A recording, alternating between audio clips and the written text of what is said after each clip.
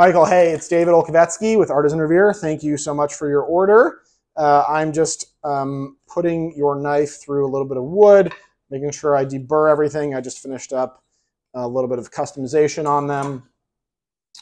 I like this as a little extra test also because I can feel how it moves through the wood. Before I ship any knife, I always put it through chrome oxide loaded leather. So you can see me doing that here. And do the same thing with all of your other knives. Let me just get this laptop out of the way. Okay. So I like to finish all knives on chrome oxide. What I'm doing when I sharpen is I do a 220, a 1000, sorry, 220, 400, 1000, and then I finish on the chrome. The chrome is, I forget exactly what the number is on it, but I think it's about 10,000 or so. Okay. Perfect. Okay. Let's take some magazine paper, show you how ridiculously sharp they are. I can already feel it as I'm moving it through the wood and through the chrome. Beautiful. Oops. There we go. Perfect. Ooh. Nope, that's perfect. Sorry, I only have this bent magazine paper from Uline at the moment. So that's what the cuts look like when your magazine paper is all wonky. Beautiful. Okay, perfect.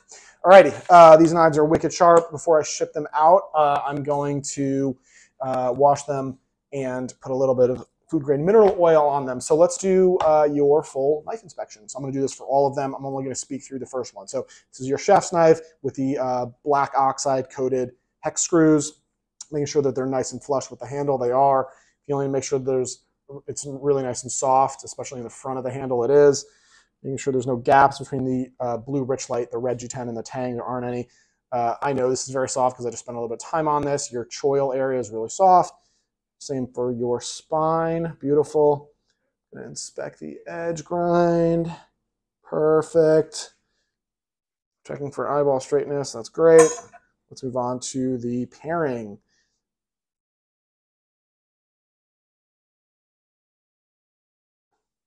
Perfect. Perfect. And petty.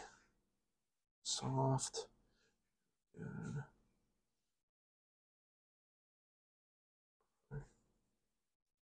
Perfect. Checking the edge, making sure it's beautiful. There we go.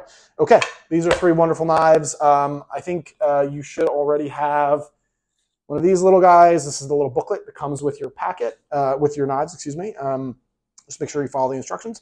In terms of storage, I prefer wooden magnets. So you pop your knife on like this, take it off by taking the edge off first, put it on by putting the spine on first and rotating.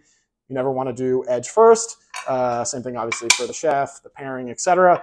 Alternatively, of course, you can store your knives in the leather sheaths. So just remember, when you put the knife in the leather sheath, you're going to match up the AR on the knife and the AR on the sheath. Okay, 2 reasons for that. Number 1, not going to fall out. Number 2, there's a leather. Wow, can't think of the word right now. There's an extra piece of leather right between the 2 pieces on the bottom. There is no extra piece of leather on the top, and that's to make sure you don't cut through. You can put it in upside down. I don't recommend it because usually, well, this one actually happens to be very tight, but usually it won't hold it too well. And then also you have the potential of cutting through the top of the leather sheath. Let me think. Any other pointers? No, not really. Thank you so much for your order. Appreciate it. I hope you're loving your new cutting board. Okay. Oh, by the way, just so you know, this is the small board, and just so you can kind of get a comparison in terms of size, this is the large board. This is my everyday board, so that's why it's a little bit, it looks a little bit dried out. So you can just kind of see the size differential right there.